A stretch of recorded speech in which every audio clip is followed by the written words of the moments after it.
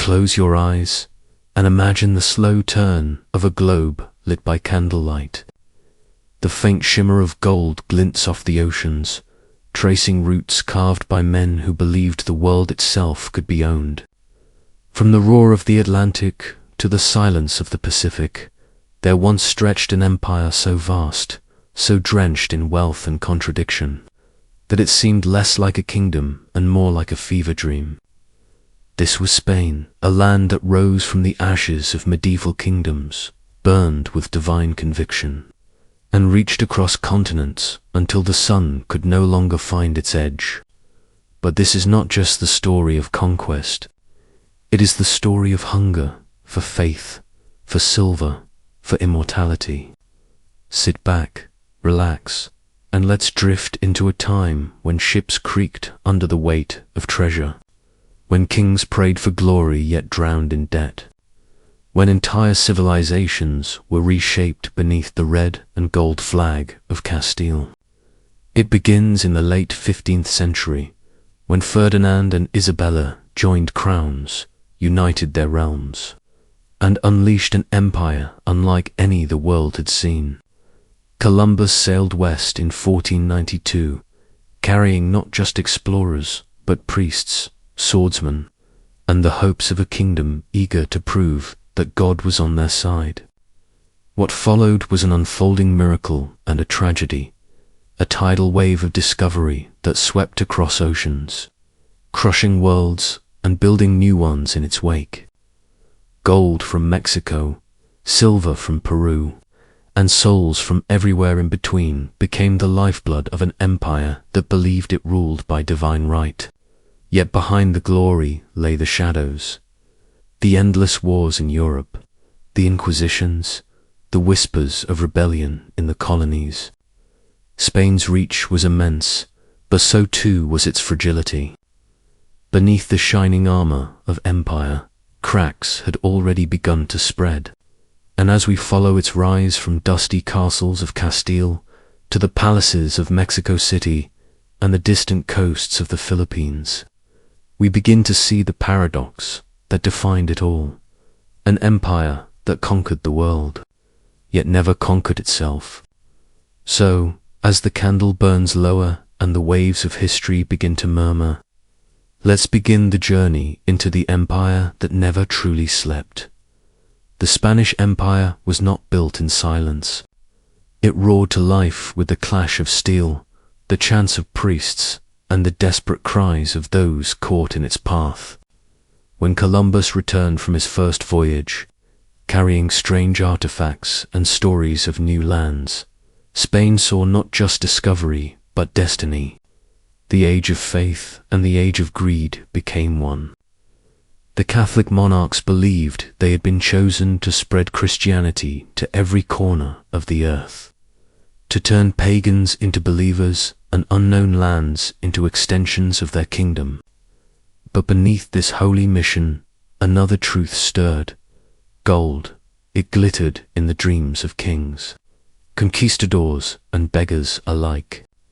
Soon, fleets of ships left Andalusian ports, their sails swollen with wind and hope, their hulls heavy with ambition.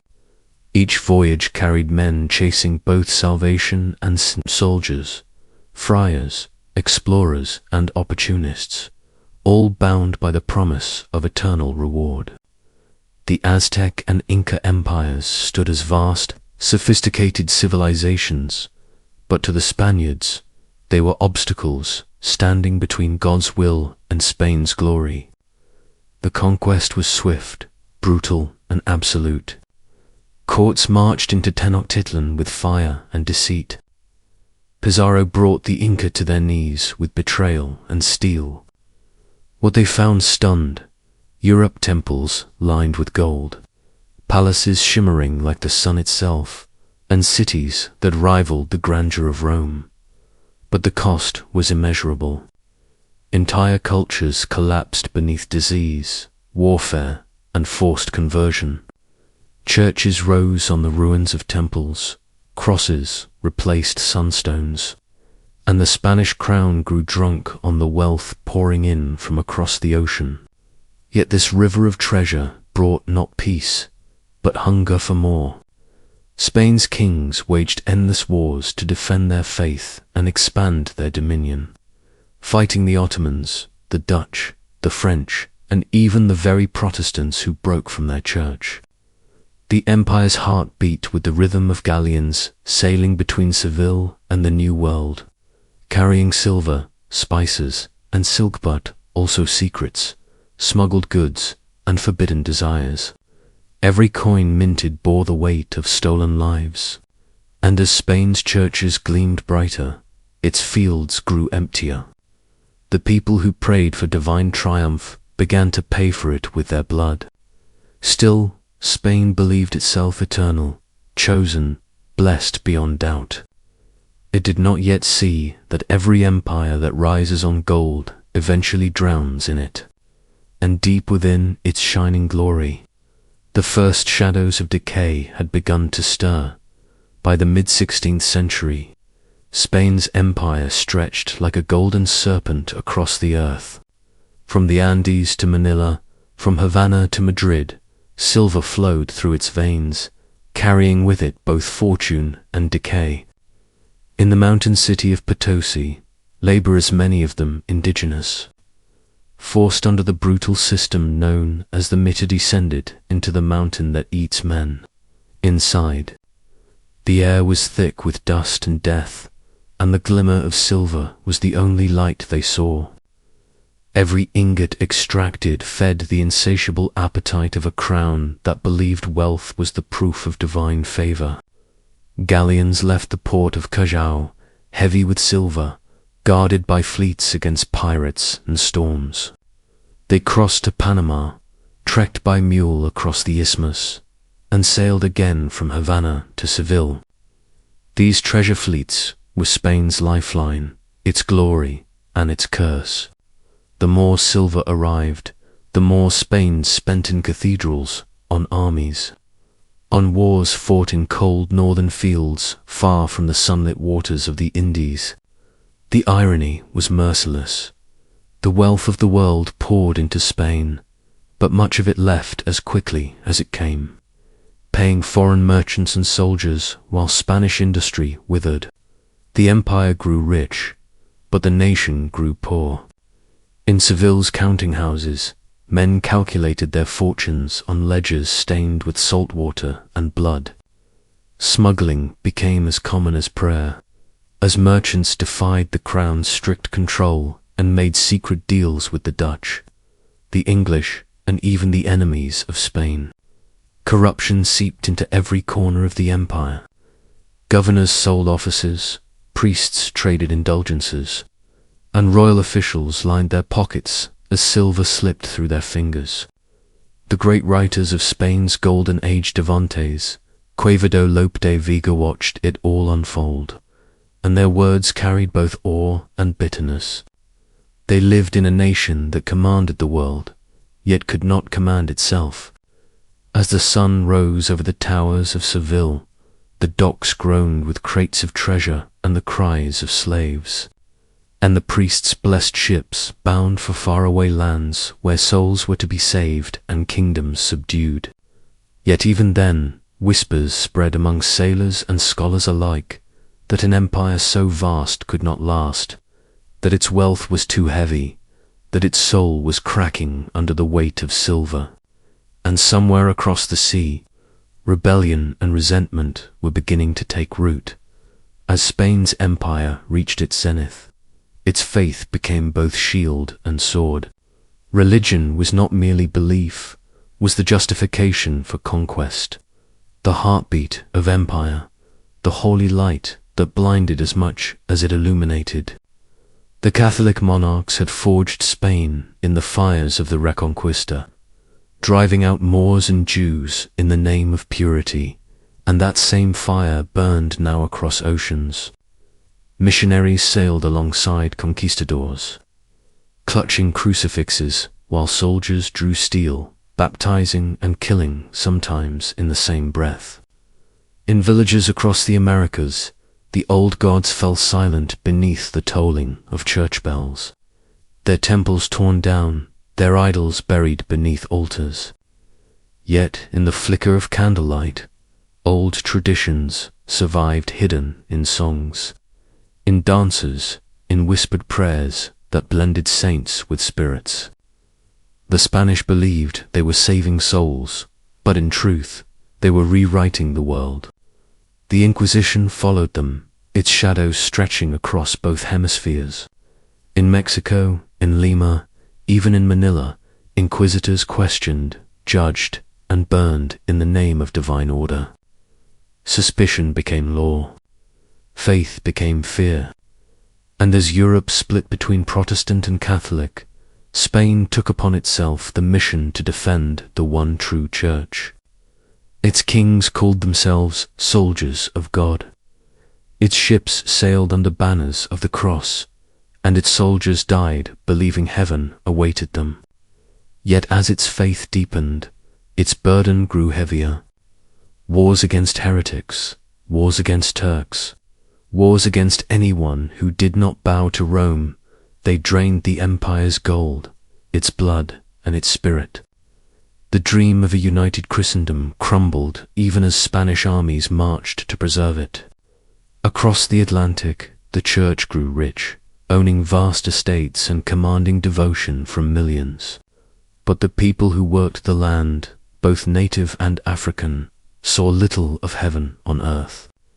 And back in Spain, the same prayers that once built cathedrals now echoed through empty halls, unanswered.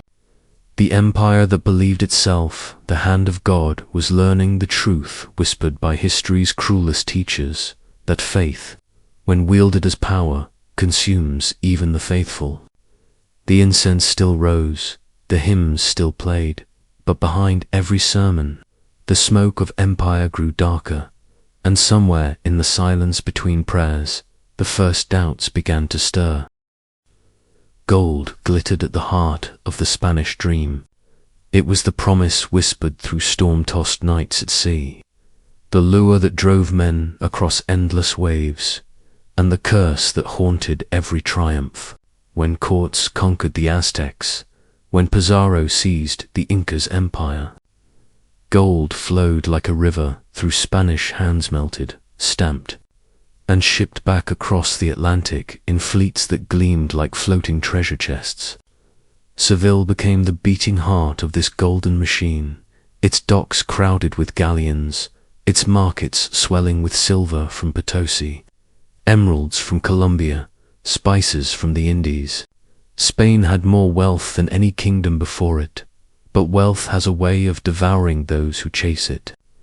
Every coin minted carried the weight of suffering of enslaved miners collapsing deep in silver veins, of native hands bleeding beneath the lash, of men buried alive in the dark to feed the hunger of kings. The crown took its share, the church took its tithes, the merchants grew rich, but for most, life remained a struggle between dust and survival. With each shipment home, Spain believed it grew stronger, yet the truth was more tragic. Gold became a poison. It inflated prices, hollowed industries, made the empire dependent on the very riches that weakened it. Instead of building factories, Spain built cathedrals. Instead of nurturing craftsmen, it bought luxury from abroad. The wealth of the world passed through its ports, but little stayed, and every time a treasure fleet sailed, corsairs and privateers waited in the shadows, English, Dutch, French ready to strike. The seas became battlefields where fortune and death danced together. Men chased glory, but few lived long enough to enjoy it.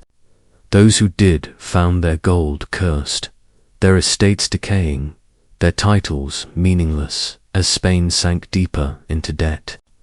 Even kings found themselves begging bankers to fund their wars, mortgaging their own future.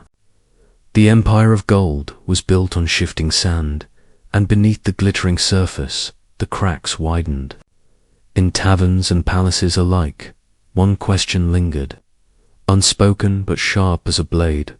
Had Spain found treasure, or had treasure found Spain? Because somewhere between the promise of paradise and the price of greed, The empire that once conquered worlds began to lose its soul. The ocean that had once carried Spain to glory soon turned against it, becoming a restless graveyard of ambition and pride. The treasure fleets that shimmered beneath the sun were no longer symbols of divine favor, they were beacons for predators. Across the Atlantic, English privateers like Francis Drake, sanctioned by their queen, stalked the seas like wolves in holy waters. French corsairs prowled the Caribbean, Dutch rebels struck from hidden coves, and the Spanish Armada, once the mightiest fleet the world had ever seen, was shattered not just by storm and steel, but by arrogance itself. The defeat of 1588 echoed like thunder through Europe. It was the first fracture in Spain's illusion of invincibility, the moment when wind and fate conspired to humble an empire built on conquest. Yet the Spanish still ruled the sea lanes, their galleons vast and gilded, their sailors hardened by hunger and prayer. But each voyage grew riskier, each return more uncertain. Hurricanes swallowed ships whole, reefs tore hulls apart, and pirates' men without nations, bound only by greed, rose from the shadows to claim the spoils of empire. The Caribbean became a chessboard of death, where flags mattered less than fortune, where every port reeked of salt, gunpowder, and betrayal. Spain fortified its harbors, built watchtowers, armed convoys, but the sea remained untamed, indifferent. In its depths lay not only treasure, but memory, the bones of sailors, the shattered icons of saints, the rusted cannons of pride. And as the waves whispered around them, a new age crept in, one of competition, of trade, of shifting alliances. The English East India Company, the Dutch merchants, the Portuguese navigators, all challenged Spain's dominion, not with swords alone, but with commerce. The empire that once conquered by faith and fury now faced enemies armed with markets and ships. The sun still glowed on Spain's banners, but it was dimming, slowly, inevitably. Each storm, each lost ship, each rebellion was another shadow across the horizon. And somewhere in those restless waters, the truth began to surface that the sea Spain once commanded had learned to command Spain in return. And the same tide that lifted its empire was already beginning to pull it under. The Spanish empire grew so vast that it began to collapse beneath its own weight. From the icy peaks of the Andes to the sunburned plains of the Philippines, the King of Spain ruled lands he would never see, peoples he would never understand, and systems that no one man could truly control. Bureaucrats in Madrid wrote laws that took years to reach Lima. Governors in Mexico City issued decrees no one enforced, and distant viceroys ruled like kings under a king. Corruption spread through every layer of authorities. Silver vanished from treasuries. Officials sold favors, and priests turned confession into commerce. The empire's veins, its trade routes, its roads, its fleets were clogged by inefficiency and greed. Soldiers went unpaid, ships left ports half-supplied, and the dream of divine order gave way to chaos disguised as ceremony. Yet on the surface, Spain's power still glittered. Royal courts held balls under golden chandeliers, while peasants starved in Castile. Paintings, poetry, and cathedrals declared God's favor, but behind every masterpiece lay a debt unpaid. The crown itself was mortgaged. The empire's riches were already spent before they arrived, and while Europe moved toward innovation, Spain clung to tradition. Science was suspect, invention discouraged, change feared. The church and crown, once inseparable pillars of unity, now strangled the life out of progress. Even the nobles, proud of their titles, refused to work, seeing labor as beneath their blood. The empire's glory had become a mask for its decay. Across the Atlantic, colonies thrived but grew restless, sensing that Madrid's reach was fading. The sons of conquistadors, born in the New World, began to call themselves something different, not Spaniards, but Creoles. They admired Spain, yet no longer belonged to it. In whispers and secret meetings, they dreamed of freedom. Meanwhile, European rivals learned from Spain's mistakes. England and Holland built empires of trade and industry, not faith and pride. They watched as Spain's wealth flowed into their banks, its ships sank under their guns, its people sank into poverty. And still, the Spanish crown believed it ruled by divine right. But divinity does not balance ledgers, and faith does not pay armies. Beneath the cross and crown, the empire that once conquered continents was slowly devouring itself, one coin, one soul, one forgotten promise at a time, in the mountains of Potosi. At more than 13,000 feet above the sea, stood a wound in the earth that gleamed like the eye of God Serrarico. The rich hill, from its veins came the silver that built cathedrals, crowned kings, and fed an empire's insatiable hunger. Men called it the mountain that eats men, because it did. Indigenous laborers were dragged from their homes by the thousands under the metasystem, forced to work in freezing darkness, breathing dust that turned their lungs to stone. They carried loads heavier than themselves through tunnels so narrow they could barely crawl. Their lives measured not in years but in breaths. The silver they mined crossed oceans in galleons, bound for Seville, but almost none of it stayed in the hands that dug it. Each coin that clinked in royal treasuries was a ghost, stamped with the suffering of the unseen. The city of Potosi swelled to become one of the richest in the world, its streets lined with mansions and churches glittering with silver leaf. Yet outside its walls, poverty festered like rot beneath polished marble. The empire's wealth was real but hollow, extracted, shipped, spent, and lost in an endless cycle of debt. Spain paid for wars it could not win, luxuries it did not need, and faith it could not question. European bankers in Genoa and Antwerp profited more from Potosi's mines than the empire that owned them. The silver that should have secured Spain's future instead chained it to a mirage, and the mines themselves became a kind of underworld, living symbol of empire's curse. Priests held mass inside the tunnels, praying for souls that would never rise. Workers carved crosses on the rock, yet also made offerings to Eltio, the horned spirit they believed ruled the mines below. A reminder that even in conquest, fear and faith shared the same face. Over time, the mountain began to crumble, hollowed by centuries of greed. Its riches, like the empire's, were finite, and when the last veins ran dry, the echoes of pickaxes faded into silence.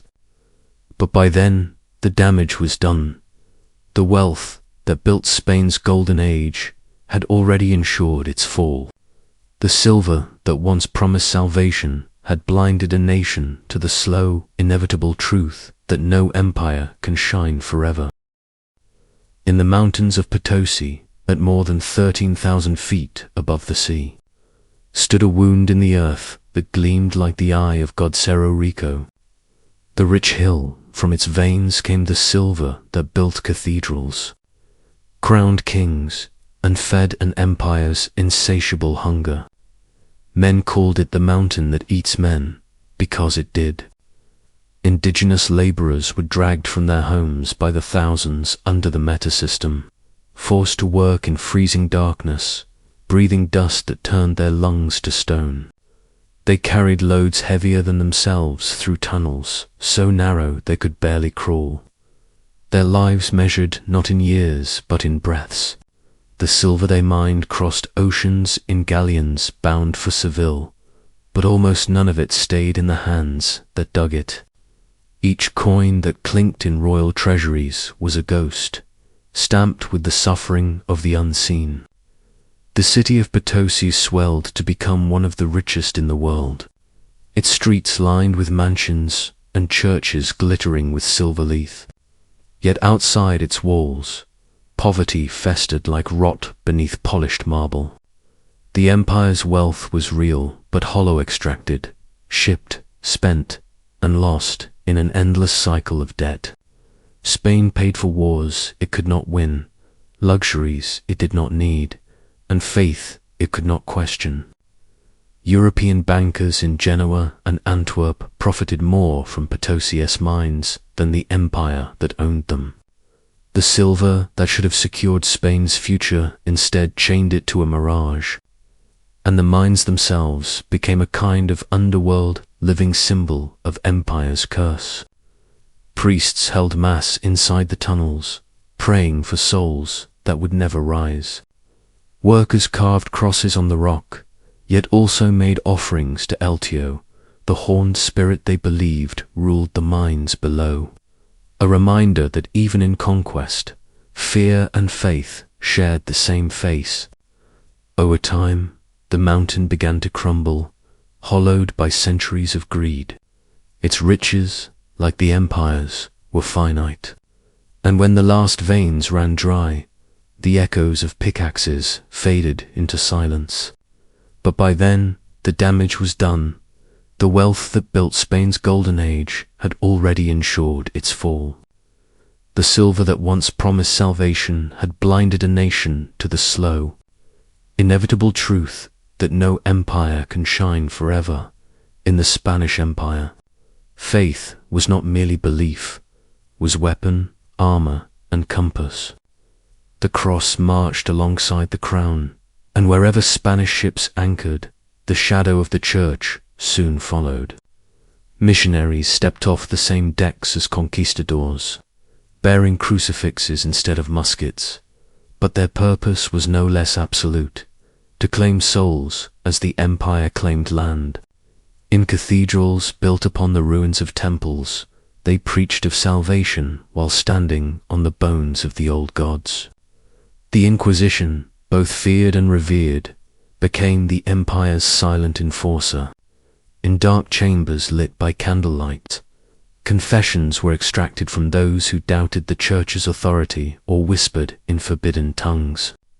Heretics, converts, and skeptics alike faced the judgment of faith, their fate sealed by ink and flame. Yet for many, Christianity was more than oppression, it was survival.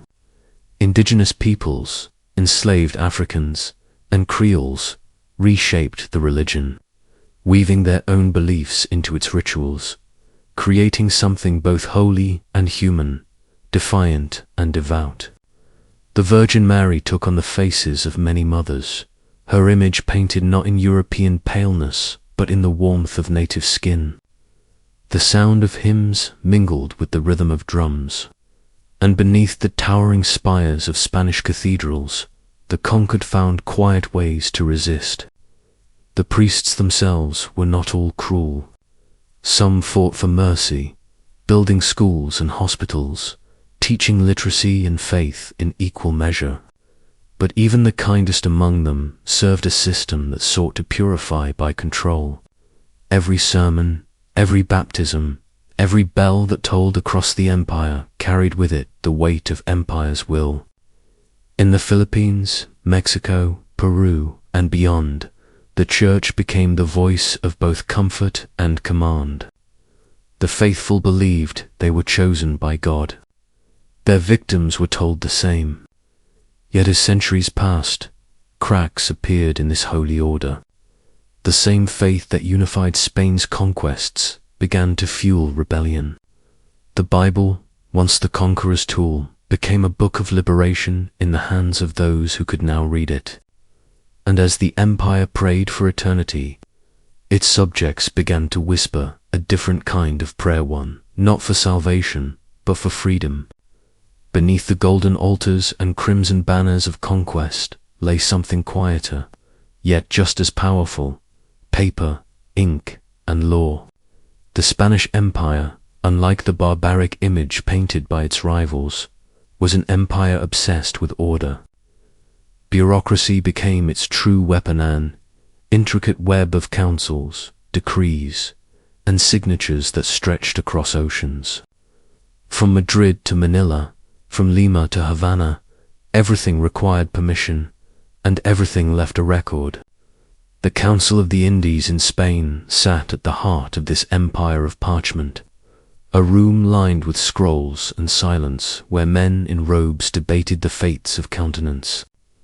They ruled not with swords, but with seals. Te casa de contratación in civil managed trade, migration. Exploration, a labyrinth of ledgers, where every coin, every voyage, every name was inscribed and taxed. The empire's might was not only in its armies, but in its archives. Yet this obsession with control came at a cost. It made Spain's rule heavy, slow, and suffocating. Governors in the Americas sent pleas to Madrid that took months to arrive and years to be answered. Orders crossed the Atlantic long after the situations that inspired them had died. The empire moved like a giant weighed down by its own armor, magnificent, but unable to adapt. Still, within this structure lay the promise of civilization. Roads were built, universities founded, printing presses inked. Scholars debated Aristotle under tropical suns, and laws intended to protect indigenous people were written in elegant Latin. On paper, it was justice. In reality, it was illusion. The laws of the Indies declared that native subjects were free, but in the silver mines and sugar plantations, chains told another story. Yet even as the empire's paper shield cracked under the weight of corruption and distance, it left behind something enduring, a system of governance that would shape nations long after Spain's banners fell. The colonies learned bureaucracy as they learned rebellion. They inherited Spain's gift for law even as they cursed its name. By the 18th century, the ink that once bound the empire began to run. The same documents that justified conquest were now being read by men who sought to end it.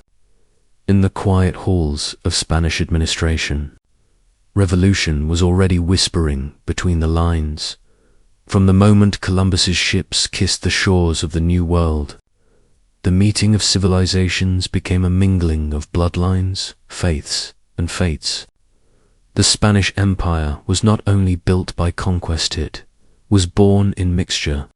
Across the vast reaches of its territory, new identities began to take form. Fragile and powerful, neither entirely European nor entirely native. Spaniards called it mestizaje, the blending of races. From Mexico to Peru, from Colombia to the Philippines, the empire's children bore the marks of two worlds colliding. Spanish men married or took native women, and their descendants, mestizos, mulattoes. Criollos grew into a society layered with color and class. Every skin tone carried meaning. Every accent carried status. The Spanish crown tried to control it with laws, charts, and hierarchies, dividing people into countless categories: mestizo, castizo, morisco, mulatto, and Moorish carefully placed in an invisible pyramid that determined one's rights and worth. Yet life defied order. Markets filled with voices of every origin, Catholic festivals pulsed with drums from Africa and flutes from the Andes, and Spanish words mingled with Quechua, and countless tongues the empire could never fully erase. Even as Spain sought to impose uniformity, the colonies became living mosaics, more diverse than the homeland that ruled them. Priests baptized children of every race, merchants sold fabrics woven by enslaved hands, and soldiers born in the Americas fought beneath flags they only half believed in. The empire's power rested on this delicate balance, social order held together by faith, fear, and opportunity. But beneath it, resentment grew. The Creole Spaniards born in the New World began to see themselves as distinct from those born in Spain. They owned land, spoke the same language, prayed to the same God, yet they were treated as lesser by the crown. Over time, this invisible division became a quiet wound. By the 18th century, it would split the empire from within. The Spanish Empire had not only conquered territories, it had created a new kind of humanity, one that could never return to what it was before 1492, in every city and village.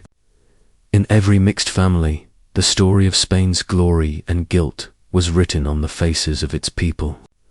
Living proof that empires do not just rule, they transform. The 16th century was Spain's golden age, but it gleamed brightest just before the shadows began to spread.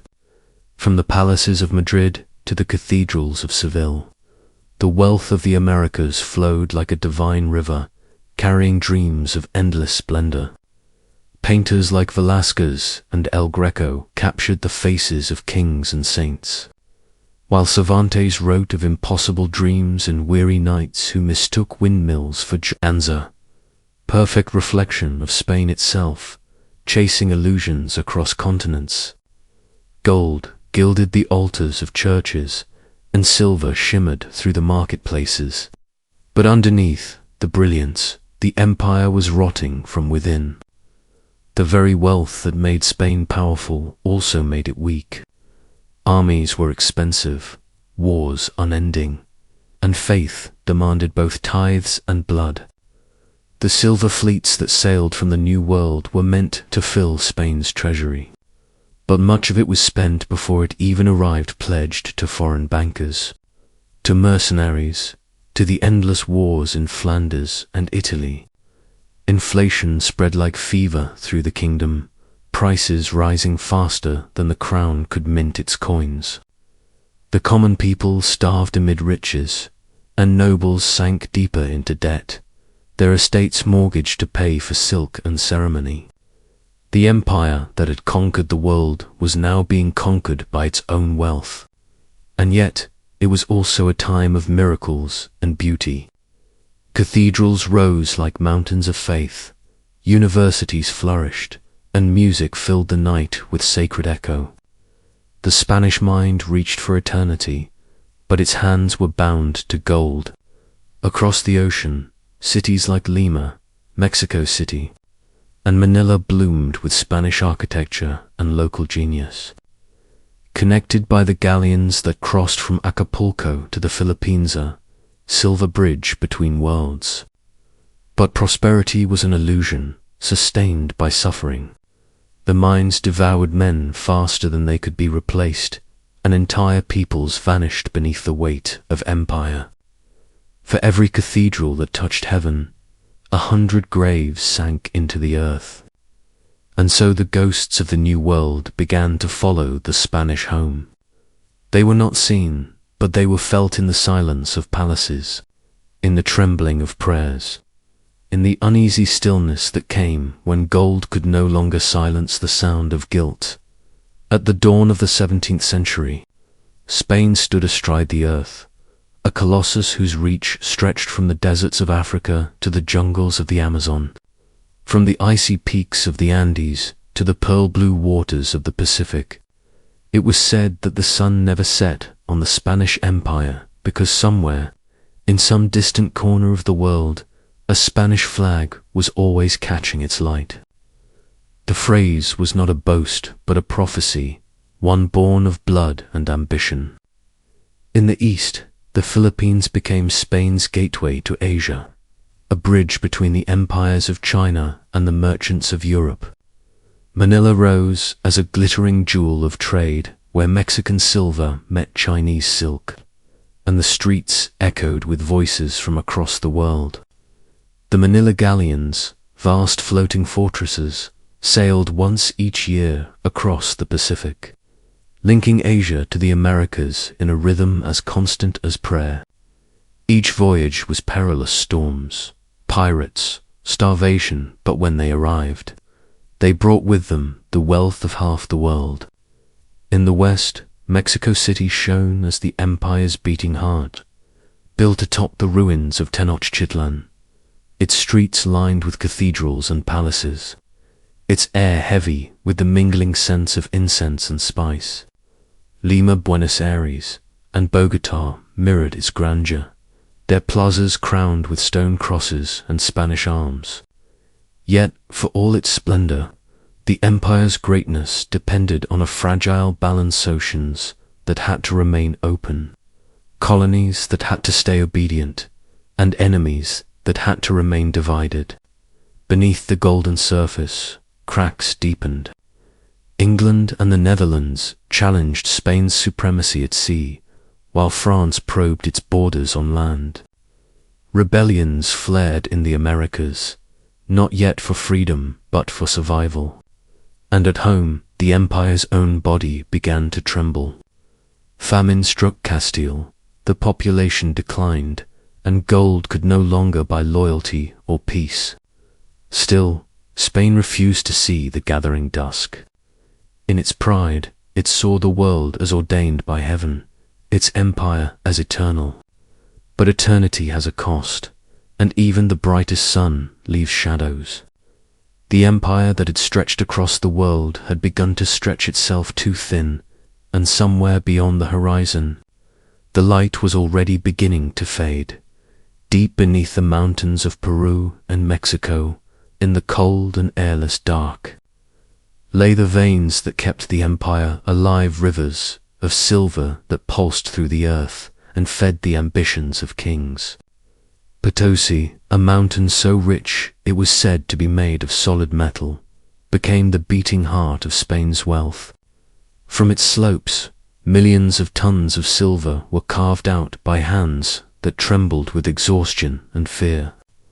The mountain's sides bled under the labor of indigenous men bound by the system of the meta, forced to work in the depths where no light could follow. For every ingot that reached the surface, lives were buried in silence below. The silver was melted, molded, and stamped with the royal seal before beginning its long and treacherous journey across the oceans. It was loaded onto treasure fleets bound for Seville, guarded by warships bristling with cannons, a floating empire of wealth and danger. The sea became a battlefield where corsairs and privateers hunted the ships of Spain like wolves in the fog. Dutch, English, and French raiders waited in hidden coves, knowing that one captured galleon could change the fate of a nation. Yet, for a time, the system held. The silver flowed into Europe, filling the vaults of kings and the pockets of bankers. It built palaces, paid armies, and fueled wars fought in the name of faith and glory. But silver, like all things, carried a curse. The more Spain mined, the less its people produced. The wealth that glittered in Madrid was not born of labor or craft, but of conquest and extraction. Spanish industry withered, its fields lay fallow, and its merchants became brokers for foreign goods. The empire's wealth was an illusion metal from the New World spent as quickly as it arrived, melting into the hands of the Genoese, the Dutch, and the English. The silver that was meant to make Spain immortal became the poison that weakened its veins. In the dark mines of Potosi, the air grew thin, and so too did the empire's breath. For while Spain ruled the world in name, the true power was beginning to shift to those who could forge, trade, and think beyond gold, across oceans and continents. The Spanish Empire spun a network of trade so vast it connected worlds that had never before known each other's names. From the harbors of Seville and Cadiz, fleets departed like clockwork convoys of galleons carrying wine, olive oil, cloth, and weapons to the New World, and returning laden with silver, sugar, cacao, tobacco, and spices. Every voyage was both an act of faith and defiance against nature's fury, a struggle against the wind, the sea, and the greed of rival empires. At its heart lay the system known as the Casa de Contratación, the House of Trade, where every transaction was recorded, every shipment taxed, every route planned. But beneath the official order, chaos thrived. Smugglers, pirates, and corrupt officials turned the empire's economy into a living paradox, one that flourished as much through lawlessness as control. Havana became the empire's gatekeeper, a fortress city where treasure fleets gathered under the watchful eyes of cannons before braving the Atlantic's peril. Cartagena de Indias and Veracruz pulsed with movement, their docks echoing with the cries of sailors, slaves, and merchants who carried the empire's lifeblood in barrels and chests. Farther west, in Manila, silver from Mexico was exchanged for silk from China, ivory from Africa, and porcelain from Japan. The Manila galleons bound Asia to the Americas in a shimmering chain of trade that stretched farther than any before it. Yet the wealth that crossed the seas came at a terrible cost. The indigenous peoples of the Americas were worked to exhaustion, their lands reshaped to feed an empire they would never see. Enslaved Africans were shipped across the Atlantic in chains, forced to labor on sugar plantations whose profits glittered in European markets. And while gold and silver filled the royal coffers, poverty deepened in Spain itself. Fields went untended, industries collapsed, and the people of Castile bore the burden of an empire's grandeur. The treasure fleets kept sailing, the coins kept striking, and the illusion of prosperity endured. But every galleon that returned home carried not just silver, it carried the weight of an empire stretched beyond reason, its glory built upon fragile trade winds and silent suffering. The Spanish web of trade had made the world smaller, but it had also woven the empire's own undoing. As the galleons returned to Spain, their holds heavy with silver and gold, the people of Castile began to feel the invisible cost of their empire's triumph.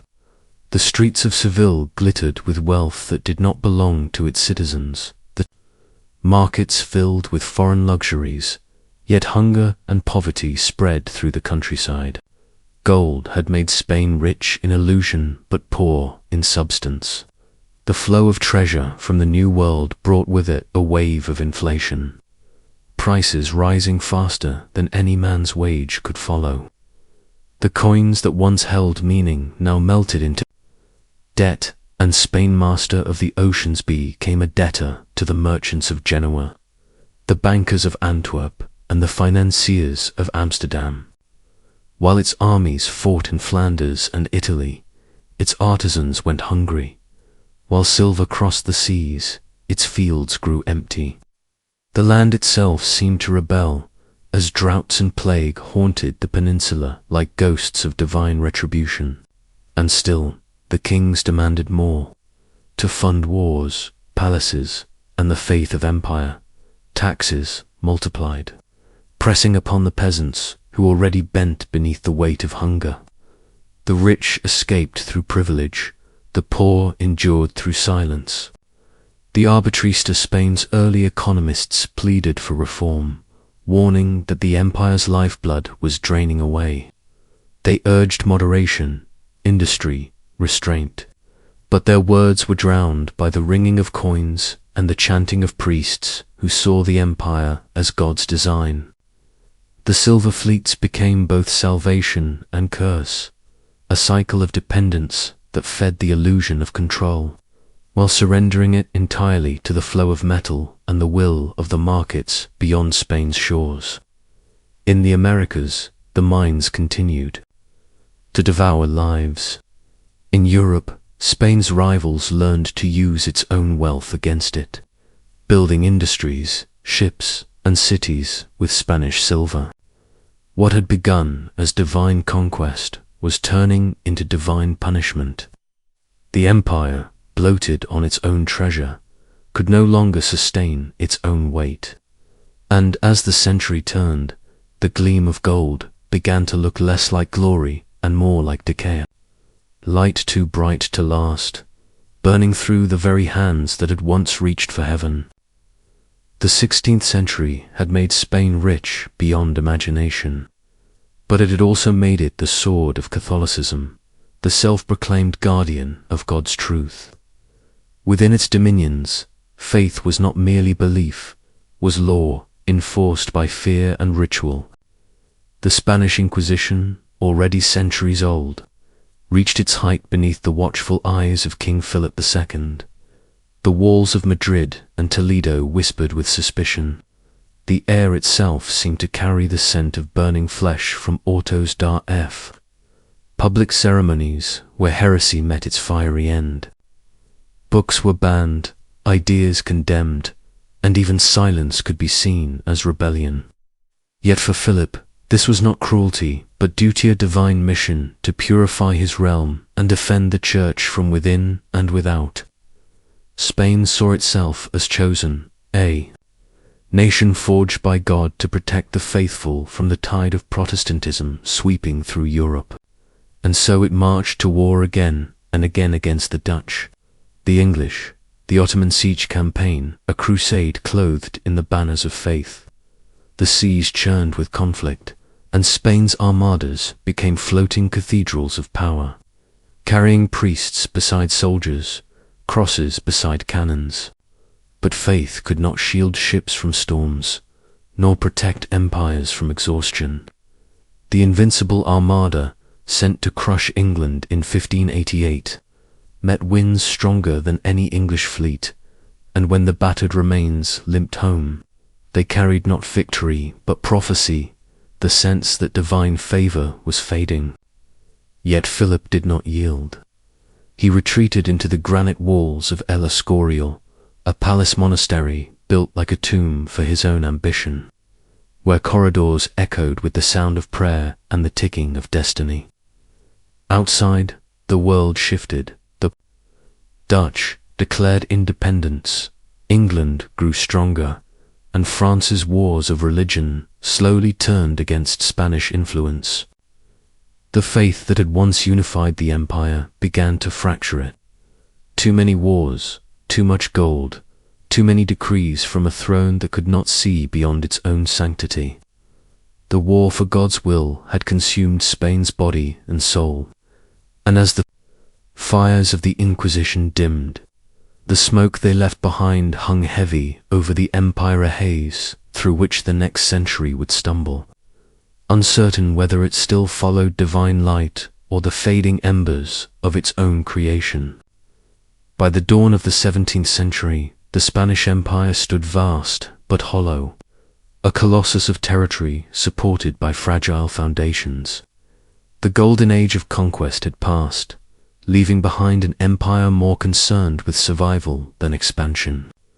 The monarchs who followed Philip II inherited not a flourishing realm but a labyrinth of debts, wars, and hollow victories. Spain was still feared, still revered, but its heart was slowing. The silver fleets grew smaller, their cargoes lighter, and the mines of Potosi and Zacatecas demanded ever more lives to produce ever less wealth.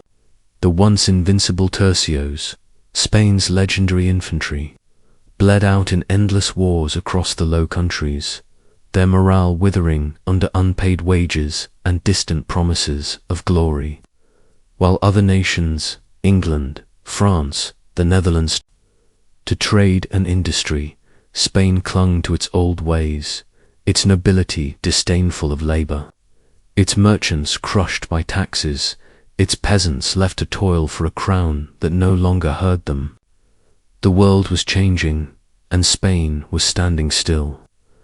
The empire's wealth had turned into chains, binding it to a system that could no longer feed itself. The 30 Years' War drained its remaining strength, while revolts flared in Portugal, Catalonia, and Naples. Each rebellion was a spark from the fire of decay, and even victory felt like loss. The court of Madrid grew decadent, its corridors filled with favorites, mistresses, and manipulators whispering to weak kings. The Habsburg bloodline, once divine, in its authority, was thinning, literally its inbreeding, producing rulers too frail to bear the weight of empire. Philip IV and his son, Charles II, ruled over decline disguised as grandeur. Paintings by Velázquez adorned their palaces, but beyond those walls, famine and disease stalked the countryside.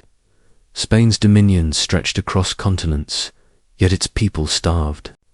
The dream of a world-spanning Catholic monarchy had become a nightmare of exhaustion. And still, the empire refused to die quietly. It lingered, proud and wounded, haunted by the echoes of its former greatness. Every church bell in Madrid seemed to toll for its fading power, and every galleon that left port felt like a farewell. The empire that had conquered the New World was now a ghost of itself, drifting toward a century that would remember it not for its strength, but for its struggle to understand how something so divine could fall so completely. As the 17th century waned, the Spanish throne became a monument to decay. Charles II, the final Habsburg king of Spain, was born into a body as fragile as his empire, sickly, deformed, and plagued by superstition. His very existence seemed cursed, a living symbol of divine exhaustion.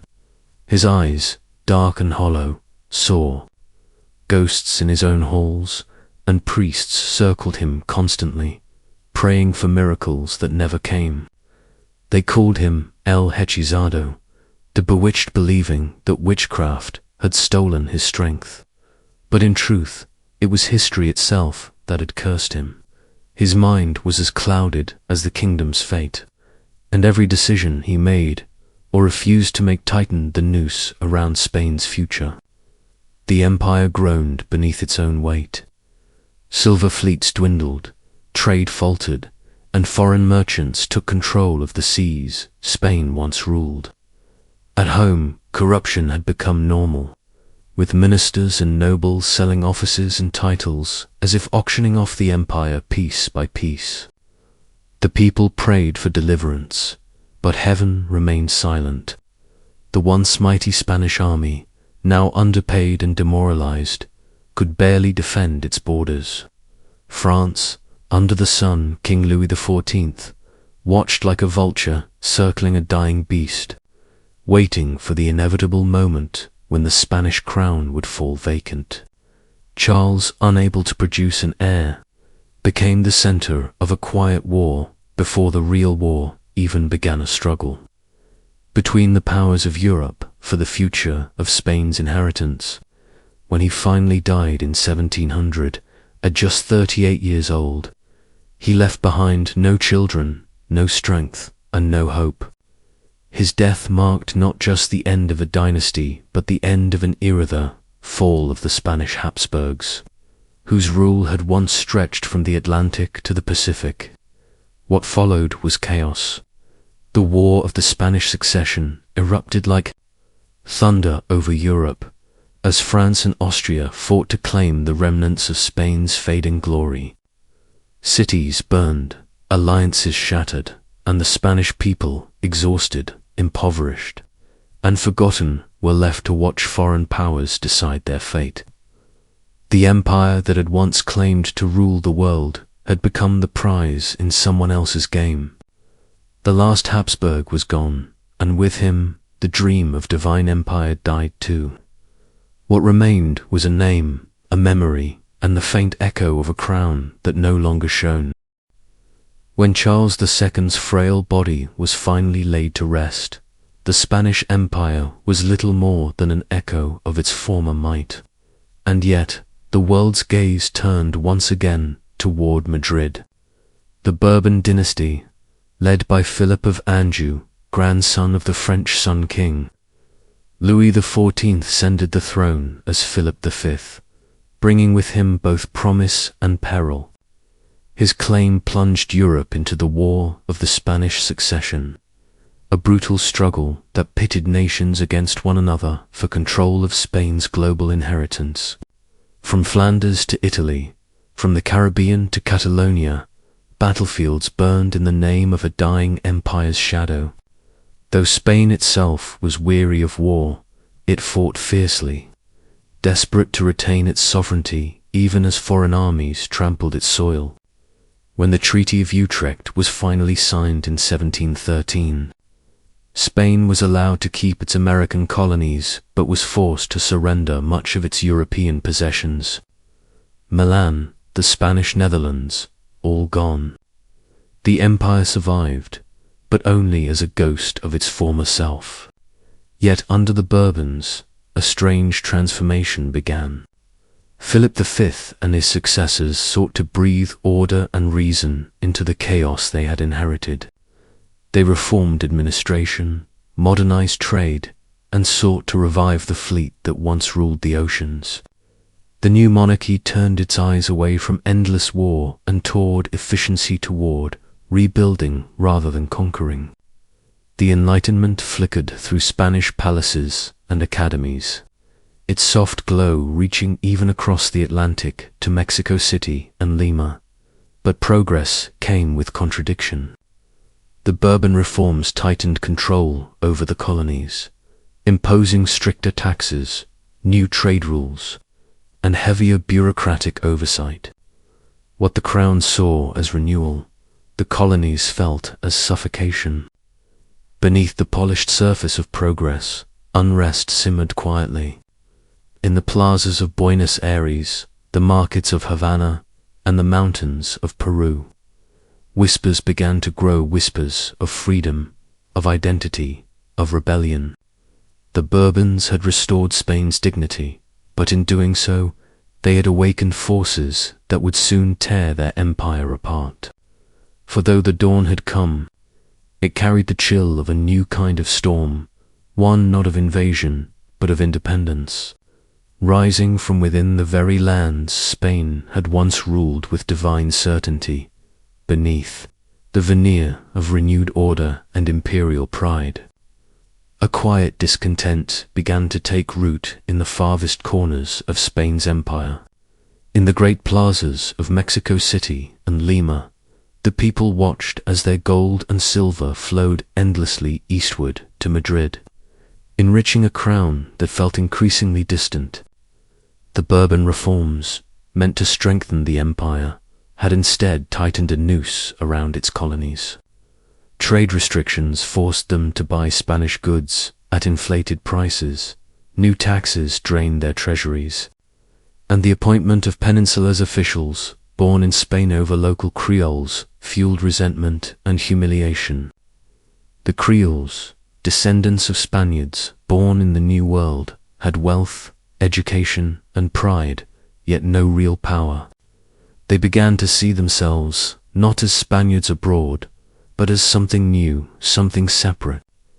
In the taverns of Caracas, in the universities of Bogotá, and in the coffee houses of Buenos Aires, ideas whispered from Europe began to take hold. Liberty, equality. The works of Rousseau and Voltaire slipped into the colonies like contraband, carried in secret among books, letters, and sermons. The Enlightenment had come to the Americas, and with it, a dangerous new question: why should one nation rule another? Yet rebellion did not come at once. The empire still stood vast and formidable, its governors vigilant, its armies strong. Spain had weathered storms before, and the colonies had been its greatest strength. But this storm was not born of foreign invasion, it brewed in the hearts of its own people. In 1780, in the Andes, the Quechua leader José Gabriel Condorcanquen, known as Tupac Amaru Turos, against Spanish rule, invoking the name of the ancient Incan emperors. His rebellion spread like wildfire, uniting indigenous peoples and mestizos in a common fury. Though it was brutally crushed, it left behind a haunting echo of what was to come.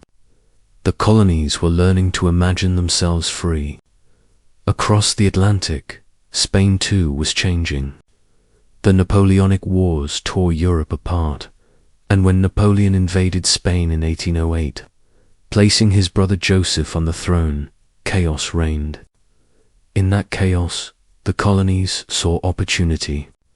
The empire that had once seemed eternal now appeared fragile, and its children began to whisper not of reform but of revolution. When Napoleon's armies swept into Spain, the empire trembled from its core to its farthest shore.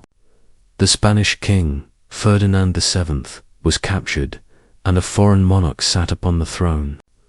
Across the Atlantic, confusion reigned. Who now ruled in Madrid? And if the king was gone, to whom did the colonies owe their loyalty? In Mexico, Venezuela, Argentina, and beyond, local juntas councils claiming to act in the name of the imprisoned king began to form, declaring their right to govern until legitimate authority was restored. But beneath this loyal facade burned a hidden fire, the desire for true independence. From 1810 onward, the empire began to unravel, one territory at a time. In Caracas, a fiery young orator named Simon Bolivar spoke of destiny and freedom, calling upon his people to break their chains. In Buenos Aires, revolutionaries under José de San Martin plotted liberation, not just for Argentina, but for all of southern South America. In Mexico, a humble priest named Miguel Hidalgo rang the church bell of Dolores and cried out for independence, his voice echoing across the valleys like thunder. The Spanish response was brutal. Royalist armies marched, villages burned, and thousands were executed in the name of loyalty. Yet each execution only strengthened the resolve of those left behind. The colonies had begun a war that could not be undone. Even as Spain fought desperately to reclaim control, it found itself paralyzed by its own suffering at home. French occupation, civil war, and economic collapse drained the once mighty kingdom. The gold that once built cathedrals now funded rebellion. The fleets that once crossed oceans now lay in ruin. By the early 1820s, the dream of empire had turned to dust. Bolivar's forces swept north through the Andes, liberating Colombia, Ecuador, Peru, and eventually creating a new nation, Gran Colombia. In the south, San Martin crossed the towering Andes to free Chile and joined Bolivar in the final battles against Spain's last strongholds. One by one, the colonies declared independence until, by 1825, only a few Caribbean islands remained under Spanish control. The empire that had spanned half the world now stood broken, its fragments scattered like bones across two oceans. The sun that had never set upon Spain's dominions was sinking fast, and with it, for centuries of conquest, faith, and blood began to fade into twilight. By the mid-1820s, the Spanish Empire was no longer the colossal force that once dictated the fate of continents. Its maps, once drenched in red and gold, now looked pale and tattered. Across the Atlantic, the new world won Spain's glittering treasure had slipped away, leaving only fragments: Cuba, Puerto Rico, the Philippines, Guam, and a few Pacific outposts. Yet even as its dominion crumbled, Spain clung to what remained with desperate pride. The government, torn between reform and repression, sought to reassert its identity through the memory of its imperial past. But the empire's heartbeat was faint. Trade dwindled, fleets decayed, and wealth vanished. The mines that had once poured rivers of silver into Seville now lay silent, reclaimed by the earth. The streets of Madrid, once the center of an empire on which the sun never set, were filled not with gold, but with beggars and broken veterans of distant wars. And still, Spain dreamed of glory. It told itself stories of Columbus and courts, of Manila galleons and Incan gold, of divine right and destiny. But the world had changed. Britain ruled the seas now. France had reshaped Europe. The United States was rising in the West, and in the colonies that had once belonged to Spain, new republics struggled to define themselves, some falling into chaos, others rising into strength. The old empire had birthed a new world, but it no longer had a place in it.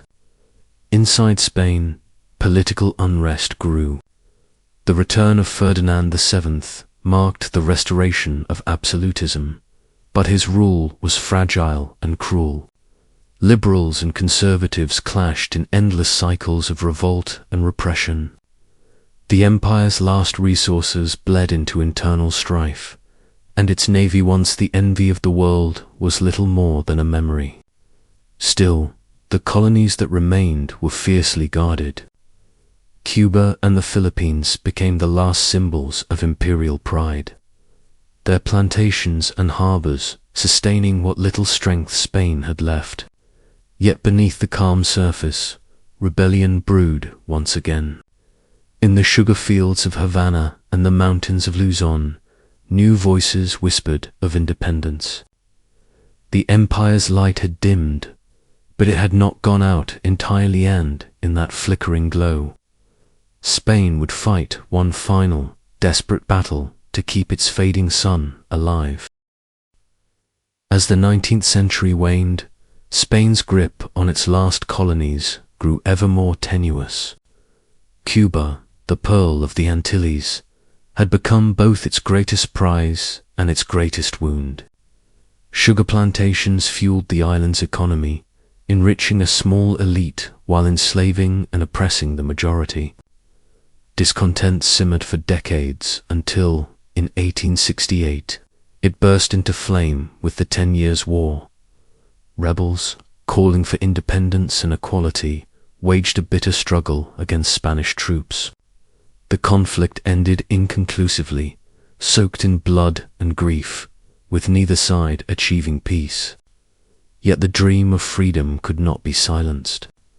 In 1895, the cry rose again, this time led by José Martí, a poet, philosopher, and revolutionary whose words lit the hearts of Cubans like fire. "The war of independence," he wrote, "is not born to destroy men, but to give birth to nations."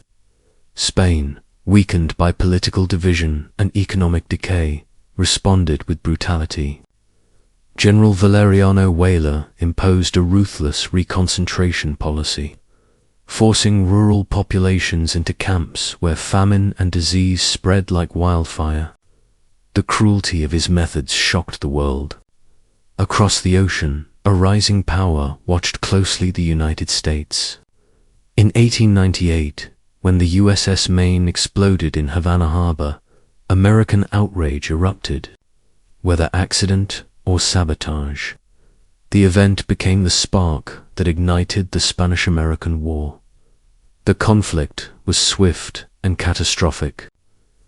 In Manila Bay, Admiral Dewey's fleet annihilated the Spanish Navy within hours. In Cuba, American forces landed and crushed what remained of Spain's armies. Within months, the empire that had once ruled the seas was defeated utterly. The Treaty of Paris stripped Spain of its last major colonies. Cuba, Puerto Rico, the Philippines, and Guam ceded to the United States. It was an ending not with glory, but with quiet humiliation.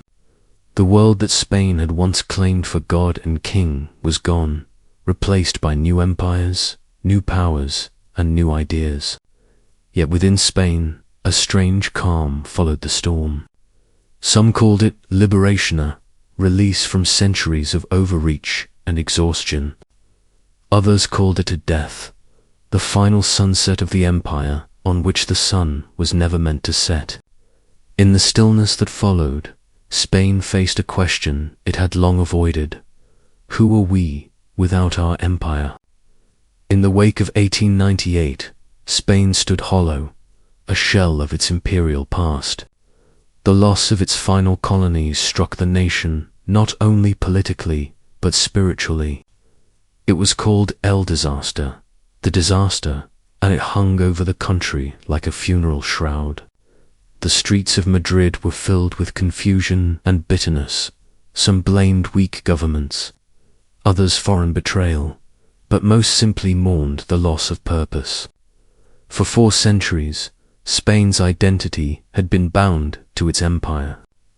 Now, stripped of it, the nation struggled to define itself. Intellectuals called it the Generation of '98, a group of poets, writers, and philosophers who sought meaning in defeat. They looked not to the oceans, but inward to Spain's soul, its villages, its dusty plains, its forgotten people. Writers like Miguel de Unamuno and Antonio Machado painted a portrait of a nation adrift, haunted by its past glories and uncertain of its future. The Spanish flag no longer flew over distant lands, yet its ghost still lingered in memory in the songs of Andalusia, in the churches of Toledo, in the faded portraits of conquistadors hanging in old palaces. Economically, the loss of empire forced Spain to turn inward. No longer able to rely on colonial silver or tropical crops, it began a slow process of modernization. Railroads, factories, and urban industries grew, though unevenly, leaving much of the countryside in poverty. Social unrest followed, and whispers of revolution began to stir. The monarchy wavered between reform and repression, while anarchists, socialists, and republicans vied for influence in the streets. Abroad, the world moved forward into a new century of machines and modern war. But Spain seemed caught between ages, a land where the ghosts of empire still walked alongside the poverty of peasants. Yet, in this vacuum of power, something subtle began to change. The Spanish people, long accustomed to being subjects of kings and emperors, started to see themselves as citizens of a nation. The empire's fall had left scars, but also clarity. Spain could no longer dominate the world. It would have to rediscover itself. The age of conquest had ended, and a quieter, more uncertain era had begun, where the greatest battle was not for gold or land, but for the meaning of being Spanish. As the 20th century unfolded, Spain found itself standing in the shadow of its own decline, a once mighty empire now reduced to introspection and instability.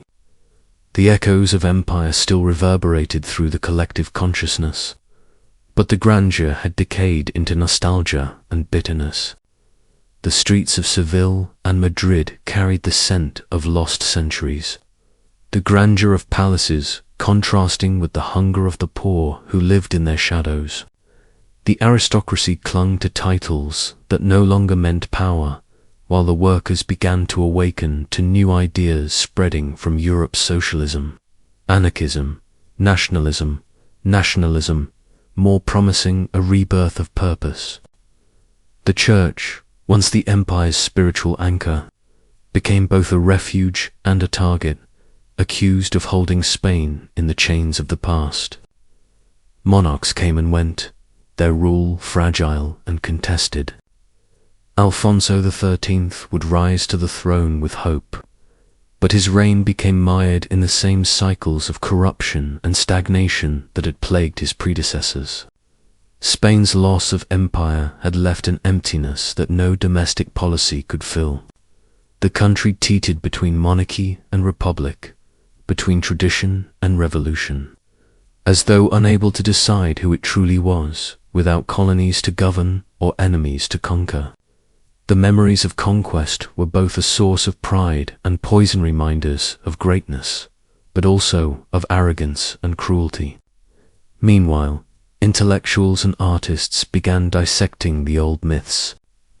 Painters like Picasso broke reality into shards, revealing a fractured nation beneath the surface. Writers and philosophers spoke of regeneration, of tearing down the decayed order to build something new. But the new was uncertain, and the old refused to die.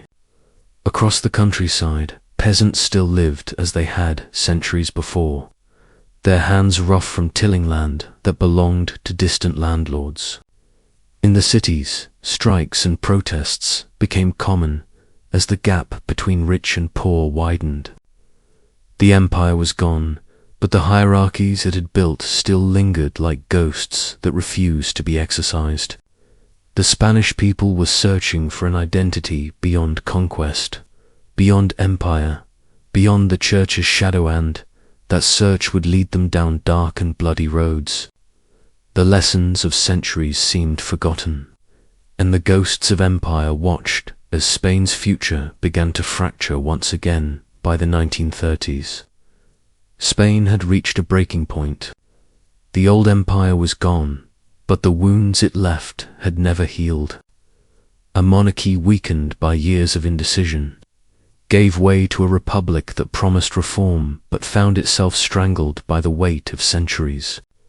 Landowners feared revolution, workers demanded justice, and the church, once the hand of empire, now fought to preserve its crumbling authority.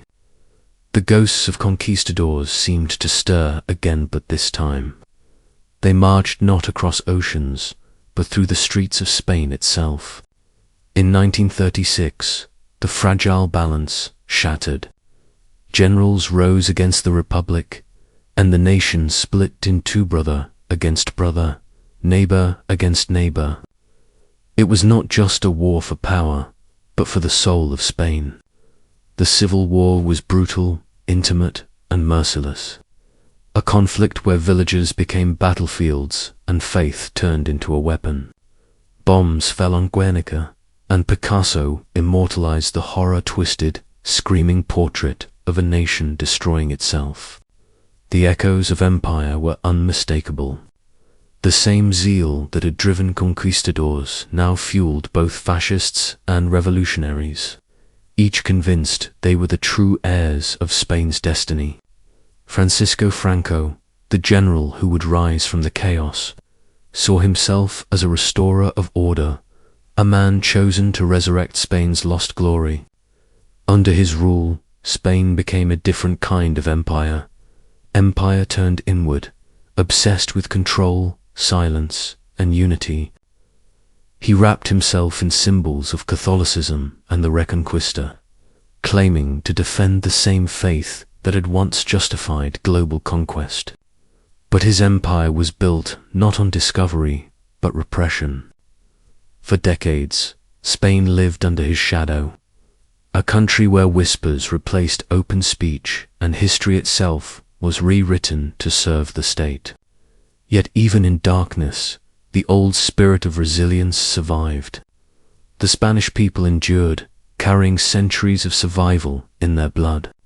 When Franco finally died in 1975, it was as if an ancient spell had broken. The empire's ghost, which had haunted Spain for generations, began to fade. Democracy returned, hesitant and scarred, but real. And for the first time in centuries, Spain's story was no longer one of conquest, but of recovery, reflection, and remembrance. After Franco's death, Spain awoke as if from a deep, uneasy sleep. The silence that had hung over the nation for 40 years began to crack, releasing the voices that had been buried beneath fear and censorship. It was not an easy awakening. There were ghosts everywhere, memories of betrayal and loss, families divided by politics and pain. Yet there was also a strange sense of freedom, a cautious hope that Spain could finally begin again. The 1970s became a time of transformation. King Juan Carlos I, once groomed by Franco, surprised the world by guiding Spain toward democracy instead of dictatorship. The nation held its breath as protests filled the streets, as old wounds were reopened and new promises made. It was called the transition, and it marked a rebirth, not just of government, but of identity. The empire was gone, the monarchy redefined, and Spain had to find out what it meant to be itself, without conquest, without fear. The world, too, had changed. Where galleons once crossed oceans, now jets carried tourists. Where silver fleets once sailed, now ideas and culture flowed. Spain began to look outward again, not as conqueror, but as contributor.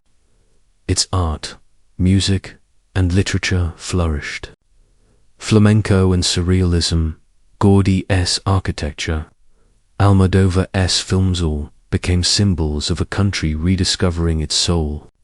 Yet even as democracy deepened, the legacy of empire lingered in shadows.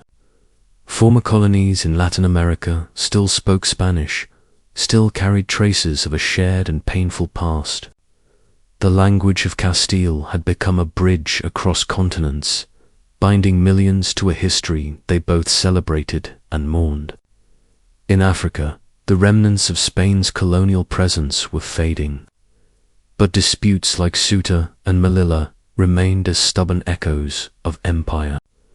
Even in its new democratic form, Spain carried within it the contradictions of centuries' pride and guilt, glory and grief. Economically, it grew into a modern European power. Joining the European Union in 1986, its once isolated economy now entwined with global trade. But beneath progress lay memory, the unspoken awareness that the empire's shadow still touched everything, from the Catholic festivals in South America to the architectural bones of the Philippines. Spain had not escaped its past. It had learned to live with it, to weave its beauty and brutality into something more human. The long awakening had begun, but the dream of empire was not easily forgotten. Even in the 21st century, Spain could not fully free itself from the gravitational pull of its imperial past. The stories of conquest and conversion, of golden blood, of missionaries and muskets, still haunted its consciousness. Modern Spaniards walked through cities built on colonial wealth without always realizing its streets named after explorers, cathedrals funded by silver from the Andes, paintings that glorified kings who ruled half the world. Yet a quiet reckoning was underway. Historians, artists, and philosophers began to re-examine the myths of the empire, to ask what was lost as much as what was gained. In universities and museums, the narrative shifted from triumph to tragedy, from glory to grief. The Catholic Church's role in conquest was questioned. The genocide of indigenous peoples acknowledged. What had once been called a civilizing mission was now seen for what it truly was, an empire built on exploitation and faith wielded as a weapon. But there was also pride, not in conquest, but in endurance. The Spanish language had become one of the most spoken tongues on earth, its literature stretching from Cervantes to Garcia Marquez, its rhythm alive in the music of flamenco, salsa, and reggaeton. The descendants of colonized and colonizer alike had turned a legacy of domination into a shared cultural inheritance, painful yet profound. In Latin America, the old wounds of colonization had healed unevenly. Nations like Mexico, Peru, and Colombia carried both resentment and connection resentment toward the empire that enslaved their ancestors, connection to the language and traditions that still shaped their identity. Spain, too, looked across the Atlantic with mixed feelings, nostalgia, guilt, fascination. It could no longer claim to rule those lands, but it still felt their pull in art, language, and memory. At home, debates raged over history itself. Should the statues of conquistadors stand or fall? Should Spain apologize for the Inquisition, for the forced conversions, for the Atlantic slave trade.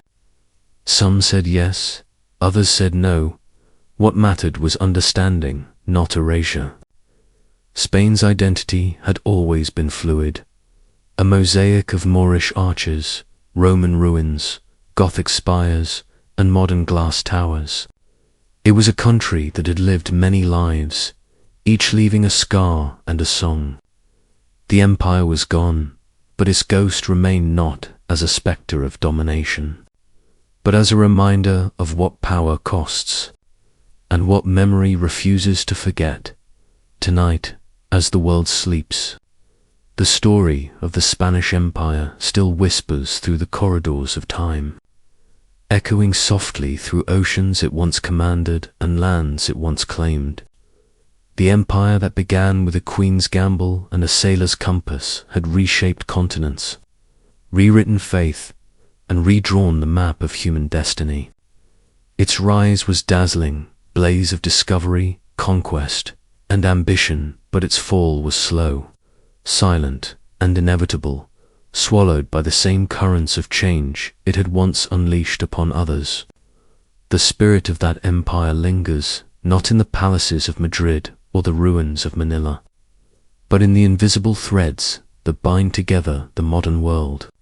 Every Spanish word spoken from Buenos Aires to Manila, every Catholic bell that rings in a Latin American village, every dish seasoned with chili and olive oil carries the residue of that long, turbulent story. Its legacy lives in contradiction, beauty born from brutality, faith entwined with fear, connection forged through conquest. Yet perhaps that is what history truly is, not a tale of heroes or villains, but of humans driven by hunger, belief, and the desire to leave a mark upon the world. As the ships of memory fade into the fog, we are left to wonder what drove it, all the pursuit of God, gold, or glory. Or was it something deeper, something elemental within the human spirit, the need to reach beyond the horizon no matter the cost? The Spanish Empire's tale is not just Spain's. It belongs to every nation it touched, to every language it shaped, to every story it left behind in stone and blood. And as centuries turn, its shadow remains long and strange, stretching across time like a relic, half buried but never forgotten. Sit back now, as the waves settle and the fires burn low.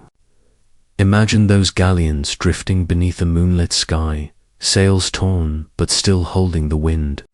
Somewhere out there, in the deep dark between history and myth, the echoes of their journey continue, timeless, restless, eternal.